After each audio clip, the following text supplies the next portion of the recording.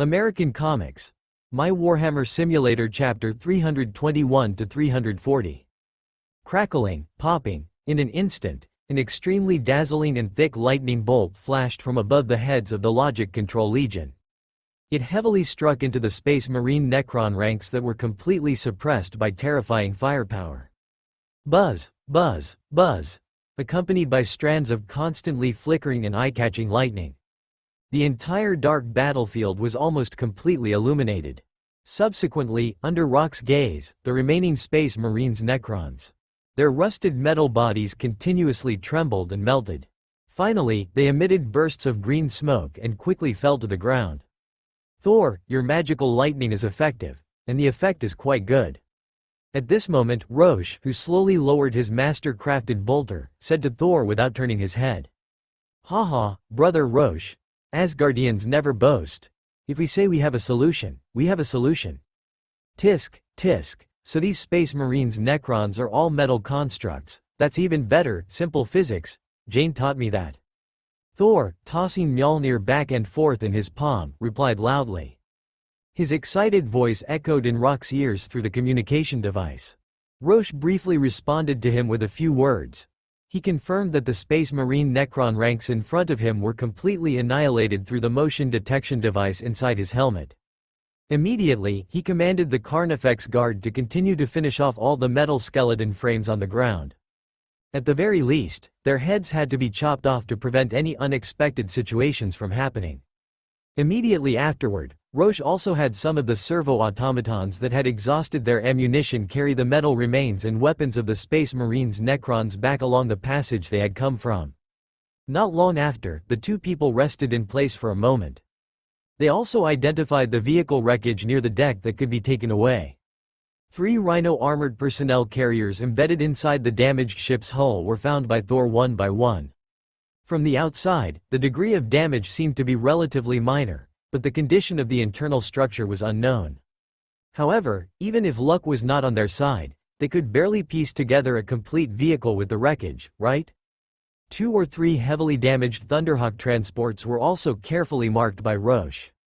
However, even Thor, who knew nothing about mechanical creations, could easily see that the possibility of these flying vehicles being repaired was unlikely. Perhaps they could only be used as reference prototypes during the research and development phase. Alright, Thor, let's not continue discussing this here, we're just 2 muscle-bound combatants. Let's wait for my tech priest to come and talk about these fragmented research tasks. Based on the current exploration gains, I think he'll choose to stay here and never leave. Rorschach slightly shook his metal helmet. He reloaded his master-crafted bolter while speaking faintly to Thor beside him. Rock's words naturally resonated with Thor. The two of them once again led the Logic Control Legion and began an exploration operation towards the depths of the Space Hulk. Not long after, the damaged ship's hull within Rock's optics range seemed to come to an abrupt end, temporarily disappearing from sight.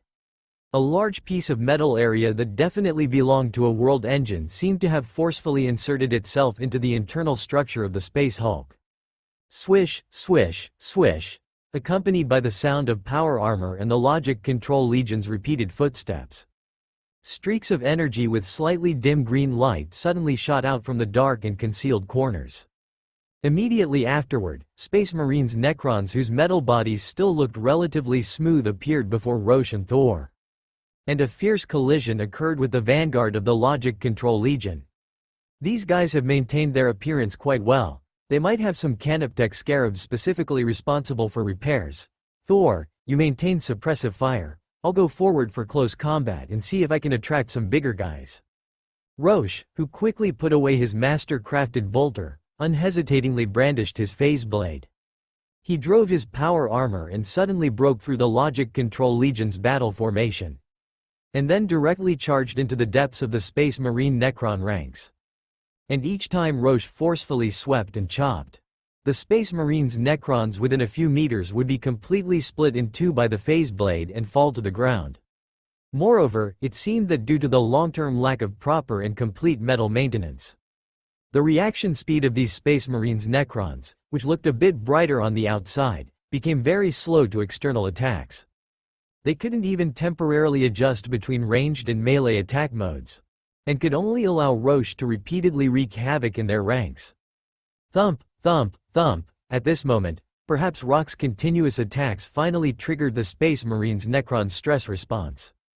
Accompanied by a series of heavy footsteps, 2 Skorpekh destroyers with a height of 3 meters, holding phase blades, stumbled and staggered into the battlefield. However, before Rorschach, who had not yet turned his gaze, could order the Carnifex Guard to step forward and block them, one after another dazzling lightning bolts from behind immediately struck heavily on the tall bodies of the 2 Skorpekh destroyers, which were covered in rust marks. Taking advantage of the opportunity Thor had created, Rorschach, while hacking at the few remaining Space Marines' Necrons beside him, ordered a large group of Carnifex Guard-wielding chainswords to quickly charge forward, and completely submerged the metal bodies of the Skorpekh destroyers with the terrifying firepower from the Terminator armor. And after no longer being able to find any Space Marines' Necrons that were still moving within the scope of his optics, Rorschach, who took a deep breath, carried his phase blade, and turned to walk towards Thor, who was operating the servo-mechanical arms to reload ammunition. Fortunately, the metal bodies of these big guys lack the necessary maintenance, otherwise, it would have taken us a lot of effort to end the battle.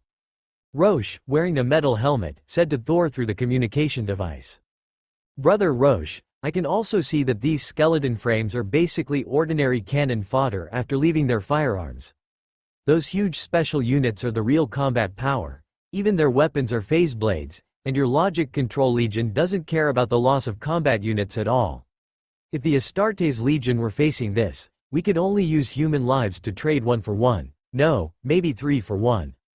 Thor, who was becoming more and more proficient in the use of the 4 servo-mechanical arms, did not feel complacent because of the successful end of this battle. On the contrary, the appearance of the Skorpekh destroyers, especially the fact that the other party used phase blades as standard weapons, also gave him a new understanding of the Space Marine Necron race. And Rorschach began to command the Carnifex Guard and servo-automatons to finish off the Space Marines' Necrons on the ground again to prevent them from feigning death. Finally, Rorschach ordered several squads of Carnifex Guard to carefully scout this territory of the World Engine. After confirming that there were no remaining Space Marines' Necrons hiding, the 2 of them once again drove their power armor and led the Logic Control Legion to explore deeper into the Space Hulk. However, several hours later, just as the vanguard of the Intellect-controlled Legion located a crucial position in the latter half of the space derelict, suspected to be the target compartment, Rorschach and Thor never saw another Necron again. The only gain was a box of unopened melta-bombs found along the way. As for whether they could still be used, it didn't stop Rorschach, chuckling, from ordering the servo-automata to first send them out of the space derelict. After a brief rest, the 2 discussed it. They decided to first check if they had indeed found the ship's machine spirit. If they had indeed completed the final objective of the exploration mission, then the remaining nooks and crannies would be left to the Intellect-controlled Legion to explore on their own. Clang, clang, clang, accompanied by the violent roar of chainswords. The heavy metal hatch, showering countless sparks, was forcibly torn down by the metal tendrils of the Maulerfiend machine guards, allowing the core compartment, sealed for who knows how long, to be once again filled with stale, foul air. After Rorschach, driving his power armor, became the first to enter this compartment where both the metal walls and the ground were covered in frost. The first thing he saw through his visor was a massive sphere assembled from the mechanical limbs of repair servitors. Subsequently, he saw the extremely large and complex cogitator system array located in the center of the core compartment. "Thor, we've found it. This is the core compartment," Rorschach shouted without turning his head. At this moment, inside the massive sphere enveloped by the repair servitors, a tall figure in power armor, seemingly an Astartes warrior, was faintly revealed. It seems that in the final moments of the battle barge's crash, the ship's machine spirit still chose to protect its master. Pity it didn't succeed. Rorschach couldn't help but shake his head and sigh. If he remembered correctly, the Astartes remains before him should be Fleet Master Sheke of the Stormbird battle barge. After hearing Rorschach's subconscious exclamation, Thor, unable to enter the compartment due to his size, leaned forward slightly and strained to peer in with his rhomboid helmet. While observing the unfamiliar interior scene, he asked without reservation, "Brother Rorschach, Why does it sound like you are so familiar with the environment and the deceased here? In a way, I suppose you could say I know them. Without saying much, Rorschach drove his power armor forward. He first moved slowly around the ship's machine spirit, observing if there were any more obvious signs of trauma. Rorschach then came to the front of the massive sphere formed by the repair servitors. He couldn't help but repeatedly scan it with the life detection device inside his helmet. Finally confirming that Fleet Master Sheke, hidden inside, showed no signs of life. Subsequently, Rorschach sighed again. What am I thinking? Even a Primarch might not be able to survive such a long time and distance. Rorschach drove his power armor and quickly turned around. He walked to Thor, who was still craning his neck, and shook his head, saying, "Thor, let's prepare to return. The complexity of the ship's machine spirit is not something we two can forcibly dismantle with brute force. Just leave a few squads of Malarfiend machine guards to protect it. The rest is a task for my tech bureaucrats to handle." "Alright, I'll follow your orders and everything. Let's go back then." Thor quickly moved aside, clearing the doorway with his large frame. Rorschach took one last look at the silent ship's machine spirit and strode out of the core compartment without hesitation. The sky had completely darkened, and sparse snowflakes began to flutter in the gloomy sky. The tireless intellect-controlled Legion remained deployed around the space derelict, responsible for guard duty. Meanwhile, Rorschach and Thor found a wind-sheltered spot below a nearby cliff. They had a servo-automata deliver a pre-prepared grill and drinks. And once again began a celebration of their successful operation. In fact, besides the ship's machine spirit, which was the most valuable prize, both the Necron weapons and wreckage, and the broken vehicles that needed to be painstakingly hauled out, would greatly increase the technology and combat capabilities under Rorschach's command. Of course, all this would require time and depend on Raditz's ability to absorb and digest knowledge. "Thor, what are you planning to do next? If you really have nothing to do, why not stay at the base? Once I've dealt with things here, there's plenty of fun waiting for you."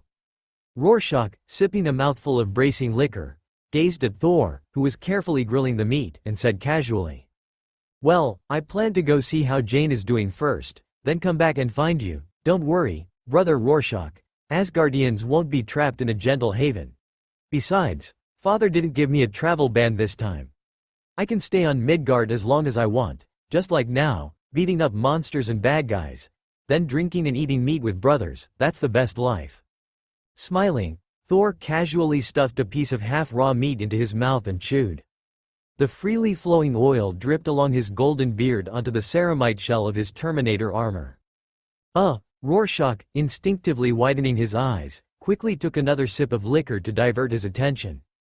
After thinking for a moment, he mentioned to Thor the series of changes that had recently occurred at Kamar Taj. Rorschach's original intention was to ask Thor, who came from an advanced magical civilization, for any important suggestions regarding the formation of a think tank team. But after a large amount of alcohol and grilled meat entered their stomachs, the two men, whose thinking had clearly become more uninhibited, unanimously mocked the mage's rigidity and conservatism. Finally, the ridicule of the mages gradually evolved into Thor vividly describing classic Asgardian dirty jokes that had been circulating for countless years. Thus, the extremely cheerful laughter of the two big men also occasionally echoed above the super-large crater. At the same time, it slowly struck the massive metal wreckage of the space derelict, emitting subtle echoes. And in the core compartment located in the latter half of the space derelict, the originally silent cogitator system array seemed to faintly emit a faint sound of energy flow. However, the Malarfiend machine guards, quietly waiting around, seemed to be completely unaware of this. Z's, system error, power system missing, insufficient reserve energy, system error. Z's, bridge missing, command personnel suspected to be all dead, overall structural damage to the battle barge has reached 95%. Z's, traces of the Adeptus Mechanicus intellect-controlled legion have been detected, number 390, current order suspected to be guarding the cogitator array, power armor of other battle groups has been detected, system error, confirmed to be within Imperial control. System error, ship's machine spirit, Cortana is about to return. The dashing Thor chose to temporarily leave Chanza Island. Before leaving, he didn't forget to ask Roche for the super phase sword he had been longing for. Roche repeatedly warned him about the danger of the super phase sword. Then he casually gave Thor a trophy he had just seized. After all, Thor had contributed a lot to the smooth progress of this space derelict exploration plan. Just as Roche was directing a team of automated servo robots to scrub the Terminator armor inside and out, a large freighter carrying a large production line in the last batch of personnel arrived in the waters near the Gemini Islands. So, Roche and Iron Man David, who had temporarily finished renovating the base's interior, warmly welcomed the arrival of the others. The servo skull Rattata was still chattering non-stop. Jessica was constantly teasing her pet, Magnum, who was like mud. And Teacher Connors was completely wrapped in a heavy down jacket. Even his walking posture resembled that of a supersized penguin. Except for old John and Bucky, who were temporarily wandering in Dongyin for a long time. The members of the entire team gathered together once again. At the same time, Natasha and others, who had become hostages, entered the temporary station under the supervision of the Intelligent Control Legion. Because Roche had already taken off his metal helmet, Natasha, who had been looking around the station, seemed to recognize this tall man who she had met once before. At this moment, in addition to too much shock in her eyes, there was also some helpless melancholy. Roche didn't feel anything about this. His requirements for these hostages were also very simple. If they were willing, they could help the gang dogs with some tasks within their ability. If they were unwilling, they could shrink back in their temporary residence and do nothing. Anyone could try to resist and escape, but there would only be one chance. As for the consequences of failure, perhaps being sawn into a bloody mess by the chainsword of the Aogwai mech guard could also be considered a relief. Soon after, according to Iron Man David's suggestion, the umpteenth round-table barbecue meeting was officially held in the open-air ice and snow, including the gang dogs who had temporarily unloaded their work. Roche and others also discussed matters while eating and drinking. The most urgent problem to be solved at the base was the foundry on the second Sun Island. At least an automated servo robot production line needed to be built. Because with the expansion of the entire base area, the total number of less than 2,000 automated servo robots was simply not enough for everyone to use. Nowadays, automated servo robots combine remote firepower units, second only to the Aogwai mech guards in terms of tanking ability, David's construction, excavation, and transportation workers. Mechanical servants repeatedly ordered around by Roche and the gang dogs, Rattata, punching bag, and a series of other honorary titles. In the future, they will also add more arduous positions such as miserable seabed mineral mining workers and bloody assembly line units. Therefore, if you want to quickly complete the construction of the Gemini Island base, a large number of automated servo robots have become an indispensable productive force. At this moment, the cautious servo skull Rattata asked Roche a few questions. In the end, it unexpectedly obtained a manufacturing quota of 10,000 automated servo robots. Rattata, who had just become excited, had not even driven the anti-gravity engine around the field 3 times. The smiling Roche told him about the existence of the shipboard machine Spirit and the space derelict in one breath. In particular, he focused on introducing the metal wreckage of the space Necrons and a large number of technological relics that had not yet been fully excavated. As a result, the servo skull, whose red light in its eye sockets was flashing to the point of almost exploding, did not even plan to attend the subsequent meeting. After asking Roche and Iron Man David for directions, it immediately drove the anti-gravity engine and flew into the cold, dark depths of the night in a hurry.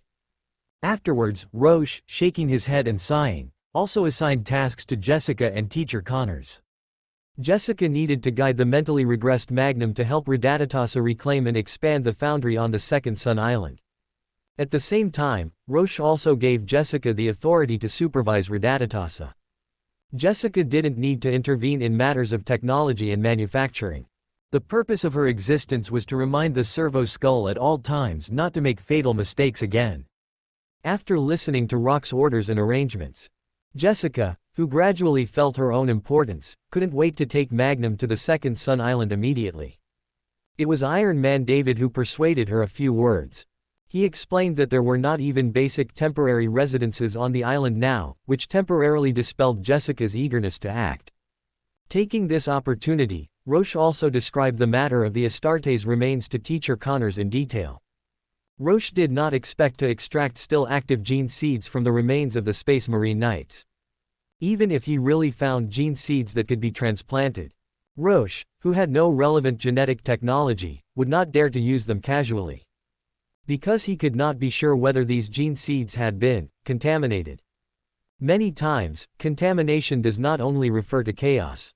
Those gene seeds that had been floating in space for who knows how long, and had been repeatedly irradiated by countless cosmic rays, might undergo unexpected genetic mutations. If it was just a harmless genetic mutation, then it would naturally be a good thing.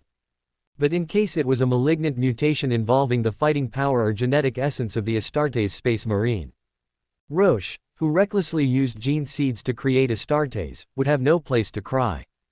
And Rock's ideal state was divided into 3 strategies: upper, middle, and lower. Among them, the upper strategy was naturally to wait until he had completely completed all the Astartes enhancement surgeries. After obtaining genetic technology through the simulator, he would cultivate gene seeds based on his own genetic blueprint, thereby creating genetic descendants belonging to Roche himself. The middle strategy was still for Roche to steadily obtain relevant genetic technology through the simulator, while salvaging other chapters' gene seeds that had not been contaminated in any way, and gradually cultivate his own ragtag chapter Astartes using different gene seeds. However, in the above 2 strategies, the most important problem was time. Whether it was the implantation surgery or the degree of training. To successfully cultivate a qualified Astartes Space Marine, the shortest time would also need to start at 20 years, and 100 years would be considered the end. However, after thinking about it, Roche still decided to grab both hands and make both hands hard. On the one hand, he needed to cultivate teacher Connors' familiarity with Astartes Space Marines and gene seeds, and obtain relevant genetic technology as soon as possible. At the same time, his own surgical enhancement could not be stopped in the slightest. Even when necessary, his semi-finished Astartes Space Marine would also need to become the only living sample in teacher Connors' hands. As for the so-called lower strategy, to some extent, it might be the best choice for Roche now. That was to see if he could get a real Astartes Space Marine through the simulator. Even if there was only one combat squad, it could greatly enhance Rock's own strength. But how to ensure the loyalty of the other party when they first arrived? And whether the living body of flesh and blood would carry private goods from the chaos aspect had also become one of the important problems that needed to be solved in advance in this strategy, after Luo Shaw finished communicating with Professor Connors. The latter showed great research interest in the biological modification technology of the Astartes Space Marines. He decided to start by dissecting those remains and try to learn as much as possible. Iron Man David also provided his assistance at the right time. That is, the biological laboratory is one of the most complete basic facilities in the new base. Simple renovations and modifications would allow Professor Connors to start his preliminary work. Seeing Iron Man David and Connors discussing fervently once again, Luo Shaw's gaze passed over piles of material boxes. It fell on the gang members who were laughing, joking, and drinking heavily. He had already decided to transform the gang members who had completed their physical enhancements into an elite stormtrooper squad. The first step was to replace everyone's protective gear. Karakin armor could be temporarily abandoned. Or rather, modular auxiliary-powered armor similar to Iron Man's mechanical battle armor needed to be put on Reditus's agenda. If the forge factory was built and the production capacity was still abundant, the radical Luo Shaw even wanted to directly convert the modular auxiliary-powered armor into human power armor. In this way, even if he couldn't temporarily create Astartes Space Marines, a low-matching plate version of the little Astartes stormtroopers would be enough to deal with small and medium-scale battles. And facing the large-scale wars that might occur, either an alien civilization would invade Earth, or Luo Shaw would completely fall out with the local official forces. At that time, the choice would be to create thousands of intelligent control legions, and assist Iron Man David in uniting the whole world as soon as possible. Or returning to the primitive era would be a necessary means of war. But unless absolutely necessary, Luo Shaw was unwilling to become the target of public criticism. This was also one of the reasons why he had to slip away unnoticed. What he feared was that Earth would follow in the footsteps of Krieg. Because a local planet where heroes and villains constantly emerge inevitably has terrifying madmen like Colonel Julian. And once the battlefield situation endangered Luo Sha himself. He himself even had the extreme possibility of transforming into Colonel Julian. This could be glimpsed from the fancy self-explosions of Luo Sha's simulation bodies. As the night deepened, the round table barbecue meeting ended once again. After the gang members left a combat squad on duty to guard the night. The vast majority of people returned to their temporary residences. Jessica and Connors, needing to alleviate the fatigue of riding the cargo ship, also left the open-air venue. At this moment, it seemed that only the ravenous Luo Sha and Iron Man David, who was constantly grilling meat patties, were left around. My lord, according to my calculations, if everything goes smoothly, the Gemini Island base will be completed and officially operational in at most 2 months. Iron Man David, with blue light flashing in his eyes, flipped the meat patties while saying to Luo Sha, whose expression was indifferent. Luo Sha tore off the scalding meat patties in large bites. He didn't say much, just nodded slightly. Then he continued to eat the food in front of him. Squeak squeak squeak. Just at this moment, a faint sound of shoe soles stepping on accumulated snow slowly transmitted to Luo Sha's ears. He tried to swallow the food in his mouth, exhaled a puff of white mist, and said without turning his head. Ms. Natasha, the night temperature on Gemini Island is close to tens of degrees below zero. It's not a good time to choose to escape. Moreover, unless you can fly or can drive a 10,000-ton freighter alone, I don't recommend you make those meaningless attempts. Mr. Luo Sha, I think we've met once. Natasha, draped in a heavy white down jacket, walked to a messy, low dining table. She smiled at Iron Man David, who casually handed over a meat patty. Then, her gaze fell on Luo Sha's gray-white short hair and cyan wolf pupils, and she said in a calm tone. However, when we met last time, you seemed to have hidden these obvious physiological characteristics. Just a little trick, just like your agent's disguise skills. I also need to go out for a walk sometimes looking like this. What brings you here? Luo Sha continued to eat a large piece of steaming meat patty. He casually said to the other party. I still haven't figured out what you want to do. You clearly possess a powerful force that could bring you countless benefits, but you never actively expose yourself, instead choosing to shrink back in this harsh and cold place. In fact, as long as you choose to enter the game covertly, you could ruthlessly bite off a large amount of benefits from those large forces, and even replace them all if you operate properly. Natasha picked up a silver dining knife and gently slid it across the meat patty in front of her. Her gaze was fixed on Luo Sha. Her tone seemed full of inexplicable doubt. Natasha, do you want to hear the truth or a lie? Luo Sha, who had swallowed the last bite of food in his mouth, wiped the grease from the corner of his mouth with a metal finger. He looked at Natasha opposite him with an indifferent expression and asked. Of course, I want to hear the truth. Natasha nodded and replied immediately. Okay, then let's start with the realistic factors, from small to large. Let's not talk about the local supernatural events and the countless superpowered individuals first, you should know the situation too. I won't discuss complex issues such as human class with you either, you probably wouldn't understand.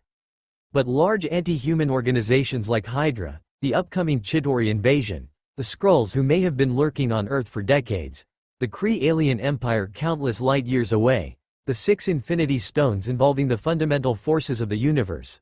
There's already a cosmic-level powerhouse trying to collect them, and on Earth today, let me see, there are at least 2 or 3 Infinity Stones. You tell me, knowing all this information, how should I play those house-like games of competing for benefits with you primitive humans who haven't even left Earth? Oh, the dimensional demon gods who aren't bothering me yet are also a big problem like a ticking time bomb, but one day, these problems will all fall on my shoulders. Perhaps whenever Earth faces a catastrophe, there will be local heroes or forces who will stand up and take the burden, but what if they can't bear it? What about those ordinary civilians who have already suffered unprovoked disasters before they stand up?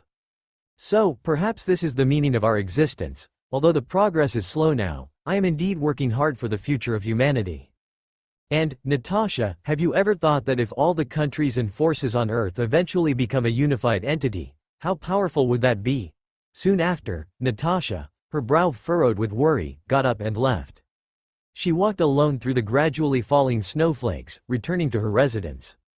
Rorschach, still eating, didn't bother to pay attention to her thoughts or state of mind. In fact, he had never really trusted Natasha, the agent and spy. This was a vague intuition from his keen senses. There was no logic to it, but Rorschach preferred to trust his instincts. Even this conversation was only taking place out of respect for Iron Man David. Half an hour later, Rorschach was finally full. He then had Iron Man David summon a team of auto-servitors to remove his power armor. Returning to a temporary residence of his own, he slowly drifted into sleep.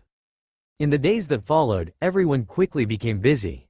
Iron Man David led the auto-servitors, appearing and disappearing between the two islands.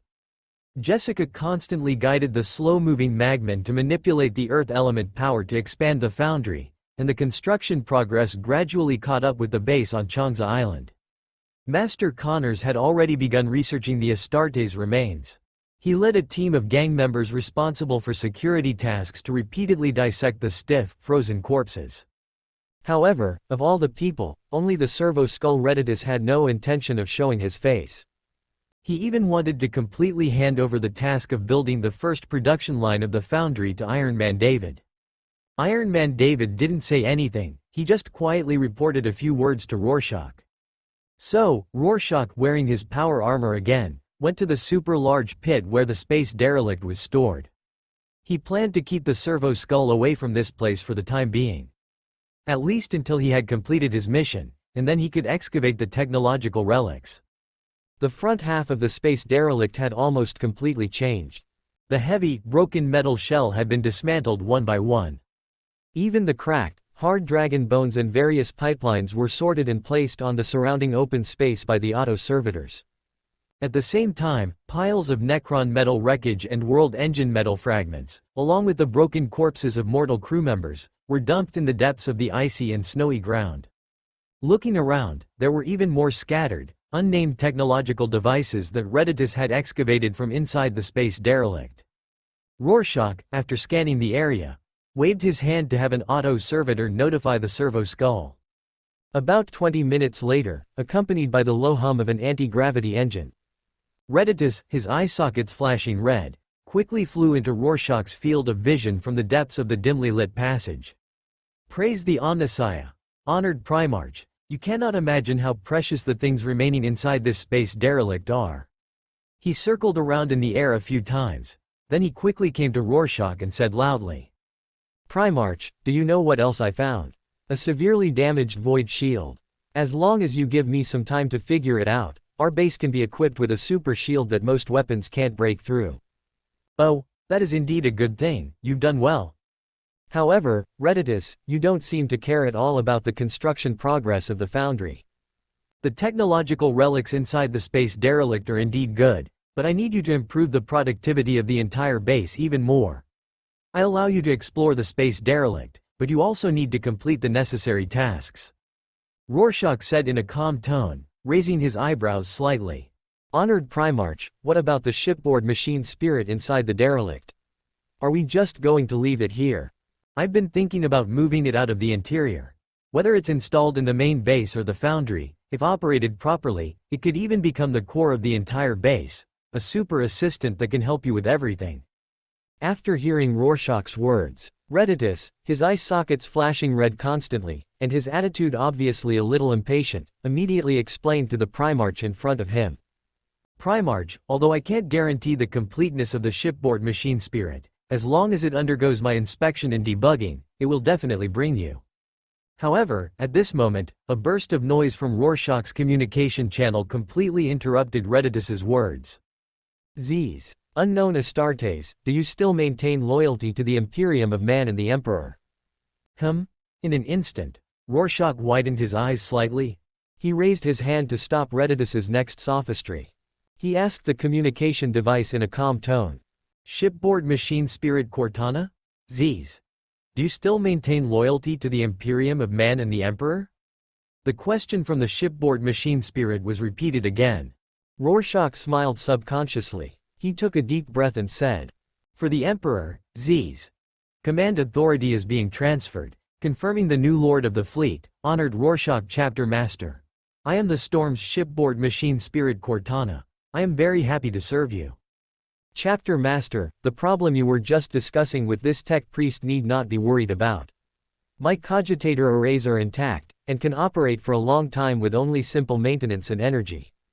At this moment, the mechanical voice of the shipboard machine spirit Cortana gradually became clear. Rorschach stared at Reditus, who couldn't help but jump up and down in the air. He smiled and said to the shipboard machine spirit, "I'm not the chapter master yet, never mind, that's not the point. Cortana, if I give you a team of auto-servitors and a stable energy supply, can you completely transfer yourself?" "No problem at all, chapter master. You can also take your tech priest away. I don't like his handling of the battle barge wreckage, and his attitude towards the remains of the mortal crew members. They are now just a pile of inactive, decaying matter, but they once fought to the death for everything in the Imperium of Man. Cortana, I apologize to you on his behalf. After all, you also know that the Mechanicus's style of doing things has always been like this. Please wait a moment, the energy will be sent in." As soon as the two sides finished speaking, Rorschach immediately contacted Iron Man David to transport a box of arc reactors over. Afterwards, he looked at Reditus, who was hovering in the air with a smile that was not a smile. He said lightly, "Then let's go, Reditus, the master here doesn't seem to welcome you very much. You should hurry up and build your own territory. Primarch, I swear that my foundry will never allow this shipboard machine spirit to step into it, not even one step." The servo-skull Reditus drove the anti-gravity engine angrily and flew towards the gloomy sky. However, before flying far, it flew back quietly. He quickly directed a part of the auto-servitors to move the technological relics piled up on the open space. Welcome to Fanfic Audiobook, your go-to place for immersive audiobooks. If you enjoy the content, don't forget to like the video and subscribe to our channel for more amazing stories. If Reditus was the least liked guy by the shipboard AI Cortana, then Iron Man David and Cortana got along very well. At least, judging from the frequency of the blue light flashing in Iron Man David's eye sockets. Rorschach could vaguely draw this conclusion. Soon after, under the silent gaze of Rorschach and Iron Man David, having obtained partial authority and controlling the Ordo Malleus machine guards and automatic servitors, the shipboard AI, dismantling its own pipeline devices, embedded one arc reactor after another between the cogitator arrays. Subsequently, this massive and heavy shipboard AI was laboriously lifted from the metal floor by automatic servitors. Like a terrifying monster with metal limbs, it slowly moved out of the space derelict. On the way back, Iron Man David also secretly sent some information into Rorschach's power armor. It had confirmed that the shipboard AI Cortana was an artificial intelligence. Moreover, it remained loyal to the Imperium of Man and the Emperor, worthy of their trust. As for the ultimate use of the shipboard AI Cortana, Iron Man David was still pondering. It would find time to discuss it with Rorschach later. If Rorschach had any arrangements for this, he could tell it in advance. Inside the brightly lit base hall, the cogitator array, slowly moving like a giant monster, was situated in a corner. A large number of automatic servitors began to inspect their own problems under Cortana's control. Iron Man David, standing aside, also directed the automatic servitors to transport various metal materials and servo devices to the shipboard AI.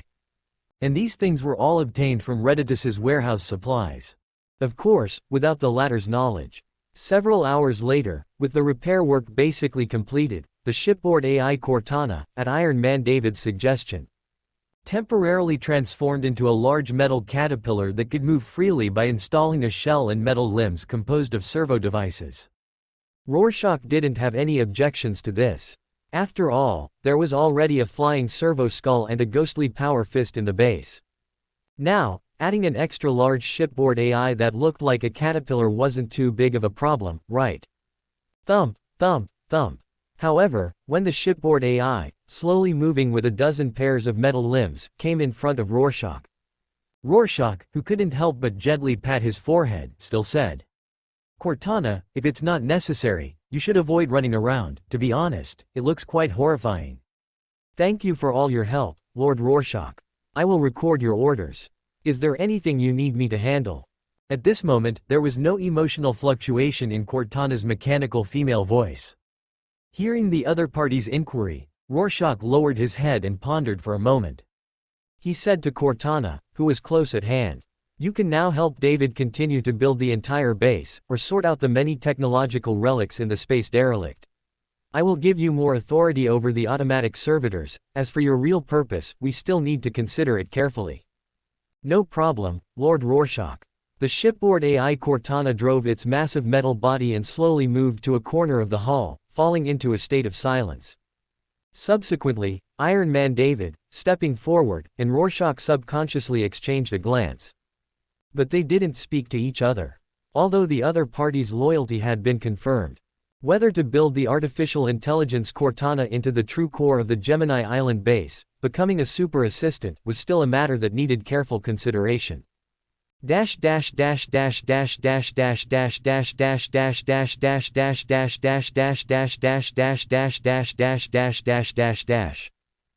to Cortana's joining, Iron Man David, having freed up some of his attention, quickly completed the construction of the biological laboratory for Connors, letting the other party continue with the task at hand. And Redditus, who had been driven away from the space derelict, turned grief and indignation into strength. While building the manufactorum, he also built a production line for automatic servitors. As a result, the addition of more automatic servitors allowed the entire base to enter a positive cycle. A month later, the Gemini Island base basically entered a stable finishing state. The temporary residents of the Elder Isle base had been completely dismantled. Everyone had their own independent space. Even Natasha and those hostages were the same. The manufactorum on the Younger Isle had re-erected 3 large high-temperature furnaces. More production lines were being built one by one. It was just that, limited by the raw materials, it was impossible to start large-scale production tasks.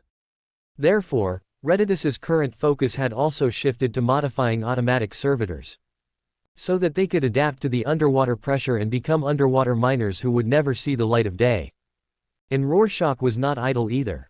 He began to compile, through memory and records of some Imperial documents, a training text suitable for local use. Named, Elite Stormtrooper Combat Manual, in reality, Little Astartes Scripture. At the same time, he also began to lead the gangdog members to conduct relevant combat training. Since the combat mode of the elite stormtroopers was more inclined to the style of the Astartes squad, the training intensity and the simulation of the combat environment became even more severe. For example, Rorschach, who had temporarily taken off his power armor, would lead the gangdogs in freehand rock climbing activities. On the surface, it was said that there were no protective measures, and one was responsible for one's own life and death. However, Rorschach secretly arranged for the Ordo Malleus machine guards to stay around the cliffs as the final insurance device. Even so, for the gang dogs, broken arms and legs, and being covered in blood, had become their daily routine. Fortunately, for the current team, there were plenty of panacea and universal cure. As long as they didn't die on the spot, there was still hope for rescue. Moreover, these gang dogs, who had followed Rorschach through countless battles, could be said to be extremely resilient. One hard training session after another also seemed to have completely stimulated their human limits. Some of the most outstanding gang dog members even gave Rorschach the illusion that he was training Astartes apprentices. This also gave Rorschach great confidence in his hastily cobbled together semi-finished product, Stormtrooper Training Manual. Soon after, just as Rorschach was planning to find Redditus to discuss opening an auxiliary power armor production line as soon as possible, Iron Man David once again found Rorschach, and also brought him some information about the outside world. Old John's and Bucky's actions had basically ended. The sphere of influence of the Yoshida family had almost spread throughout the entire East Ying. There were also some things that Rorschach needed to see for himself and make decisions on. And the news that S.H.I.E.L.D. was suspected of destroying the Terra Astra Militarum had already spread throughout the dark side of the world. Therefore, those evil organizations that had remained silent for a while had begun to extend their tentacles recklessly, inside the brightly lit base hall. On a smooth wall directly facing the metal round table, Iron Man David has hung up screens to display various data.